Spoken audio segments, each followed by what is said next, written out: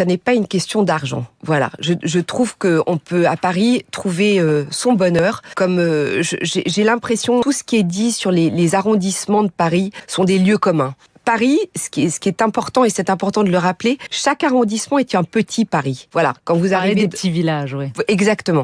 Si vous arrivez dans le 9e, il y a un petit 9e. Voilà, c'est un petit Paris dans le 9e. Donc oui, on peut tout à fait se débrouiller. Après, je pense que, contrairement à ce qu'on peut imaginer sur cette question d'argent, je pense que ce qui est important, c'est de rechigner et de vraiment d'avoir un pif pour la qualité. Le bon petit boulanger, moi, je suis capable d'aller très loin dans Paris pour le trouver. Il est pas du tout dans les beaux quartiers. Il est, alors il y en a des très bons aussi, mais il est dans le 20e, il est dans le 19e. Et pourquoi ? Parce que ces artisans se donnent du mal, persistent et font que, voilà, ils travaillent à l'ancienne. Il y a encore un des derniers fours à bois existe dans le 19e.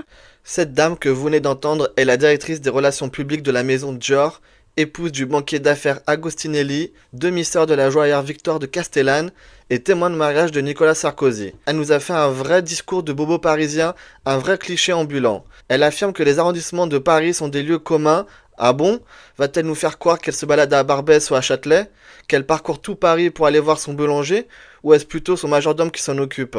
Elle nous parle également des artisans commerçants, mais curieusement, elle ne va pas plus en détail sur le fait que de plus en plus d'entre eux ferment leurs boutiques à cause des loyers élevés, des charges croissantes, de la difficulté à se déplacer en voiture et à trouver une place de stationnement, ainsi que l'inflation sur les matières premières et les énergies.